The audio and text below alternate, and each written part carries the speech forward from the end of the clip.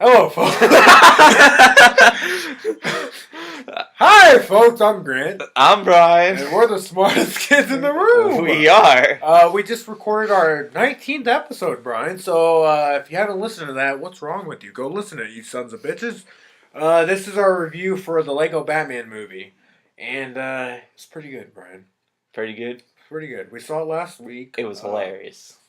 You laughed like a motherfucker the whole movie. Okay, I'm man. sorry. I could not stop laughing at that. You literally couldn't, bro. I was about to say, "Hey, Brian, we're in a movie. You might want to shut the fuck up."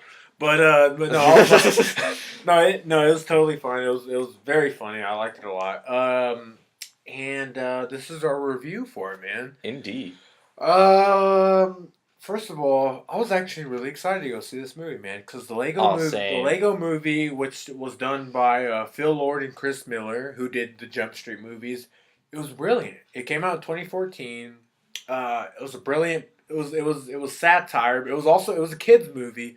It was also satire for adults. That's why I really enjoyed it.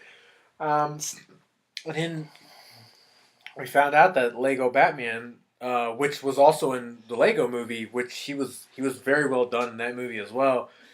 He gets his own solo movie, and to be honest, dude, it wasn't only like a funny, good comedy, action comedy superhero movie.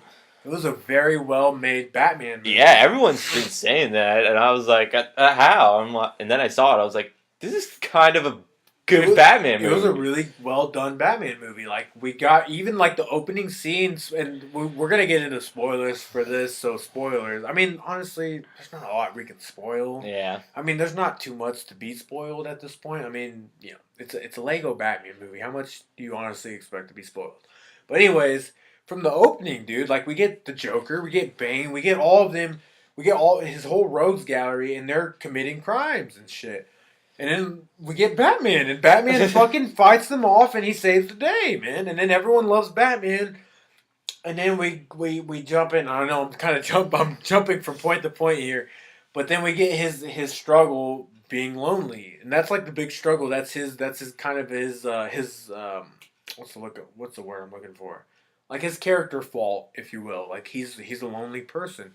And I did not think, honestly, that they were going to dig as deep as they did into the Batman mythology as they did. Yeah. Like, his parents died, and it was very refreshing to not see their death again. I mean, I doubt they would show it. I would doubt they would show it. I would doubt they would show it in a Lego movie. But still, like, just seeing a picture of him and his family and his parents, like, that was enough. That's all we needed. We didn't need any flashback. We didn't need any backstory. We got all we at this point. Everyone knows who Batman is. We didn't, and the filmmakers were smart to not incorporate any of those elements into this story. Plus, it would bring us all down, and this movie is kind of a comedy for kids, so whatever. Exactly. But Brian, the opening scene, and I'm not gonna go like point for point. I'm gonna try not to, but the opening scene, Joker and all of them, they're committing crimes.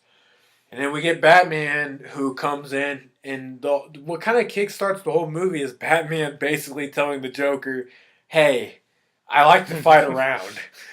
That's kind of what progresses the story. Is the Joker throughout the whole story? The Joker is the main antagonist, I would say. Yeah. And his whole motivation is, I want to become Batman's main villain. That's kind of the whole plot of the movie, man. But what did you think? I'm sorry, I keep rambling. What did you think, man? Well, like you were saying, the opening sequence was phenomenal for a Batman movie. Exactly. Like, I would say it's like I'm not like saying it's better than like Nolan's, but it was up there. Well, you know what? Surprisingly. What was funny is even the opening credits they were spoofing. Yes. They were spoofing Christopher Nolan's Dark Knight movies, and it was so fucking funny, dude. It was. Like at one point the DC logo comes up and he's like, and the whole time Batman he's narrating the opening credits and he's like, DC. He's like, hold on, I gotta find my Batman voice. Okay, I gotta find my Will Arnett Lego Batman voice. He's like, DC, the house that Batman made. It's so true. Take that, Superman. He goes a little deeper than that, but whatever. You get the point. There was like a company that just came up who's like, no one knows what this is. He's like, and then Warner Brothers comes up and he's like, Warner Bros? What the hell does that mean? He doesn't. All right, I'm paraphrasing right there, but that's kind of the point. That kind of sets up the humor for the movie, and the movie is very, very funny. Oh my god. It's very funny. It's very well made. But what surprised me, Brian, there's a lot of heart to it as well, man. It does. There's a lot of heart to it. At one point we get, and we'll go through the characters a little bit. I'm kind of just trying to jump through the plot. At one point we get introduced to Dick Grayson, who's voiced by Michael Cera, and it's not comic accurate Dick Grayson. I gotta admit, it's more of like a cutesy, like kind of lovable sidekick, which works entirely in this movie completely. And there's a lot of moments with him where it's very emotional. There's a lot of heart to his character and stuff, and I think it's very well done. Of course we get this conflict between Batman and we get Barbara Gordon, who's also very much an important character in this movie. I think she's voiced by Rosario Dawson, and she's the girl who eventually becomes Batgirl. Spoilers by the end of the movie. But man, I just really like how they incorporated the characters, how they represented the characters. Batgirl, she was a badass in this movie, man. She kicked ass. Gordon, he was like, we didn't see a lot of Gordon, but we didn't really need to see a lot of Gordon, like to be honest. I guess we can go ahead and hop into the characters. What did you think about Batman? Batman, I thought it was great. Will Arnett, he voiced Batman. Will Arnett's a good choice. Yeah, he already has kind of like the deep, gravelly voice that works well with Batman. But I like how they presented Batman. He doesn't really trust anyone necessarily, but he's very much about Batman. You know what I mean? Like, he's very much about himself, which I really enjoyed about the character. But I like how they presented his loneliness, dude. Like, he's a lonely character. And by the end of the movie, of course, he eventually learns, maybe I should trust people. Exactly. It's very much a point that we all know, like, maybe we shouldn't, you should trust people. And it was a Batman movie with a good message. It has a message, obviously, like every movie should have, I guess. But it's not necessarily about the message. It's about how we get to the message and stuff. And I like how they presented everything. What do you think about Robin? Robin was well made, well interpreted. Michael Cera playing Robin was adorable. He was definitely kind of the comic relief at some point. It's not his first animated movie to be like the side, the most side character. You also had Sasha's Party, which he was also a side character. He was what's his name? He was the little fucked up sausage. Yeah. I think that was his name in the credits, was Fucked Up Sausage. I could be wrong. You never know. He was good. I really liked Ray Fiennes as Alfred. And for those not aware, he played Voldemort in the Harry Potter movies. He played M in the new James Bond movies. I liked Alfred a lot. And I liked the relationship between Batman and Alfred. I think they got that relationship in this movie spot on, and I really liked it. He was actually pretty funny in some points. Oh, yeah. Zach Galifianakis as the Joker. What do you think about that? I thought he was good. It's just like, again, this movie's not serious, so... Look, they're all voices. I mean, it's not like we can hold these up to the standards of, like, Heath Ledger or Jack Nicholson. Like I'm not going to be like, what's his name? Will Arnett should be Batman forever. I'm like, no. But to be fair, he probably could pull off Bruce Wayne. Probably pull off. I mean, he's a pretty good looking guy. But he's more of a comedy guy. Yeah, he's definitely more comedic. But I mean, so was Michael Keaton before he got cast as Batman in '89 Batman. So food for thought. I'm just throwing that out there. With that being said, I mean, honestly, probably anybody could have voiced Joker. When I saw the Joker, I wasn't like So, oh my God, Galifianakis is making this his own. Or like, oh my God, there couldn't have been anybody else other than him. I was like, well, like Oh yeah, I thought he does good with the character, but I mean, yeah. anyone could have played him, I guess, at this point. But I liked how they did the Joker. I liked how the relationship between him and Batman. It was kind of, there were parts that were kind of like, like, are these guys lovers? Or, like, what's going on? I was like, should I feel sad at this point? Like, I think a couple people in the theater were like, "Aww." Yeah, definitely. I think I heard a couple awes there. Yeah, like, this is definitely not Heath Ledger's Joker, to be quite frank. But I liked the character. He was funny. He was good. He was well made, I guess. I think mine and yours favorite character from the movie could possibly have been Bane. I'm sorry, he had the smallest roles. His who voiced him? Nick Kroll? Doug Benson. Doug Benson. He has a podcast called Getting Doug with High, and I didn't fuck up that title. That is what it's called. He's a stoner guy. He did what was it called? Super High Me. He's like a stoner icon, but you're right. He didn't have a sizable role. But the lines he said were hilarious. He got the voice right. What's so funny about that character is he is doing Tom Hardy's Bane. That's why it's great. He's doing Tom Hardy's Bane. Because that's why it's so funny. That's why it's perfect for that. Because everyone knows Tom Hardy's Bane. No one knows like other Banes. Yeah, we had the Bane in Batman and Robin, he was just like, "Oh, Bane, I will crush you." We had Arkham Bane, which no one. And then we have Bane from the animated series, who was probably the most comics accurate. I don't know who voiced him, but I think Carlos Alazraqui, and that's deep cuts cartoon animation from this guy. It was because, for those not aware, Bane in the comics he's Spanish. He has a Spanish accent. And when Tom Hardy did it, he kind of did like an old English man's voice. And Doug Benson, he replicates it pretty well, I gotta say, in this movie. And it was so funny, dude. Every time he popped up, I had to laugh. And I know I couldn't stop hearing you laughing. Oh my God! Every line he said. What did he say when he was like got all the villains together? He was like, something. What is this?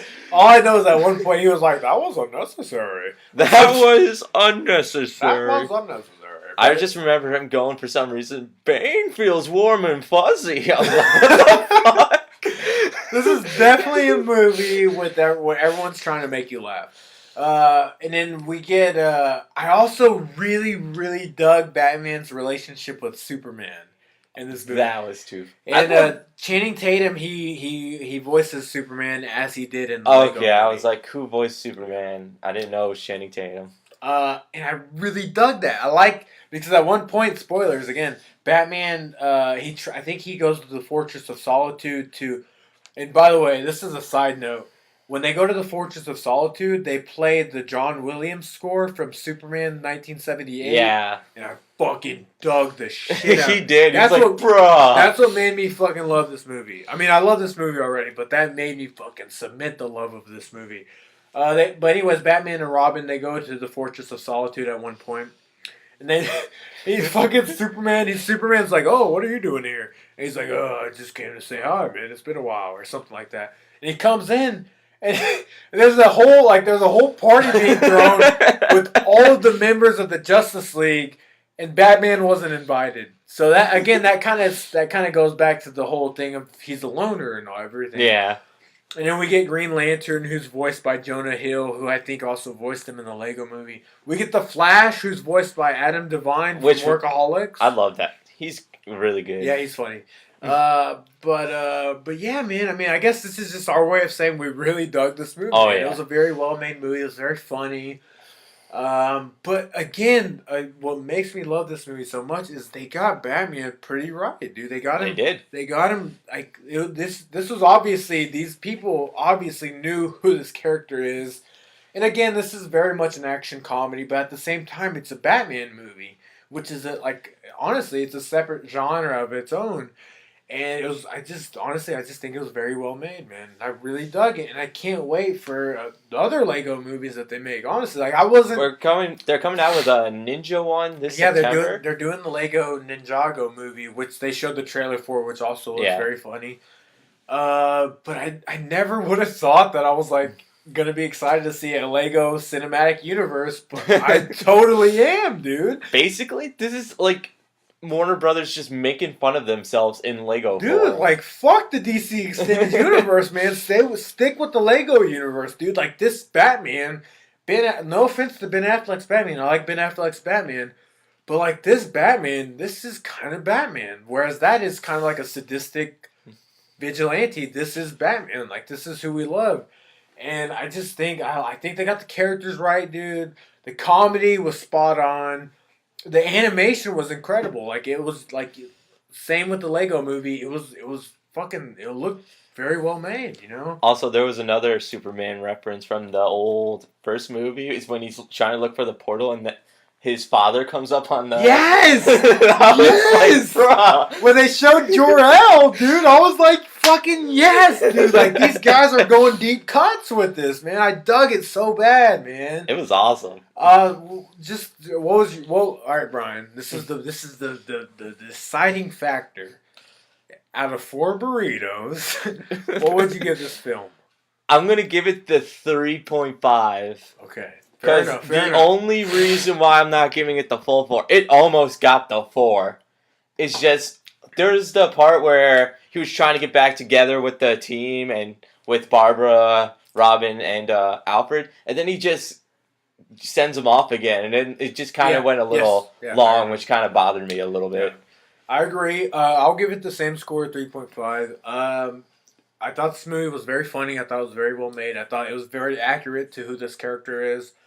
There were and to be fair, some of the jokes did not land as well as the others, which is fine. I mean, look, that happens with every movie that's trying to make you laugh. But with all that being said, man. But I just want to say, after that part, I just want to mention this one really funny part is when they're all just trying to connect together. Batman's trying to grab, and I was like, spoilers. Spoilers. This is the conclusion. This is the climax of the movie. Go ahead, Brian. They're just trying to get like the whole city back together, and I was expecting like some giant thing happen. Yes. All of a sudden, you just get a click, like 2 Lego pieces going together. Gotham City has literally split in half, and all the characters are joining together in order to reconnect the 2 halves of the city. And you're expecting, like, it's building it up. It's like, it's building it up, and then all you hear is, and they click together, and that's it. Like, that's there's like maybe like not even a 0.5 seconds where we just both started dying. Dude, I'm telling you, bro. That happened. Very These movies are funny. Even the Lego movie, it was funny. Like the humor is so, and it's adult, dude. Like it's also it's Lego, so it's for children. It's like it's children. But the humor is so adult orientated. Like to be honest, and like I'm not talking about like they're talking about boobs and shit, but like it's so adult humor. And I really dig how that works into the conception of this character. Like I kind of got a laugh with the Ninja trailers where it was like, I didn't ruin your life because I wasn't even there for your life, son. Oh yeah, that is kind of fucking funny. That was funny. Dude, we're gonna go see that. I have to go see that. The Lego guys, whoever's behind this fucking Lego universe, they have all my money. The Lego movie was incredible. Lego Batman was incredible. Fuck it. I don't even know what the Ninjagos are, but I'm gonna go fucking see it, dude. Opening day. Fuck you. But anyways, this movie was awesome. It was funny. The cast was great. The voices were great. The animation was great. The humor was great. Everything was great. I mean, it had its faults. You know, some of the humor didn't hit. You know, like any movie, to be quite frank. It was a good movie. I had a good time. I know you had a good time. Oh, I couldn't stop fucking laughing.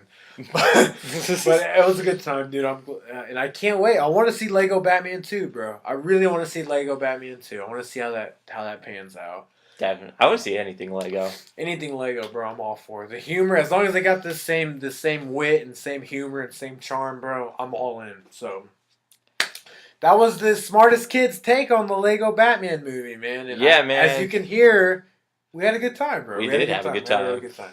So I've been Grant. I've been Brian. We have been the smartest kids in the room. This has been our review for the Lego Batman movie. If you haven't seen the movie, go fucking see it, you pieces of shit. Three 3.5 burritos out of 4. I mean, you can't beat that, man. I mean, you can if you have 4 burritos, but fuck you.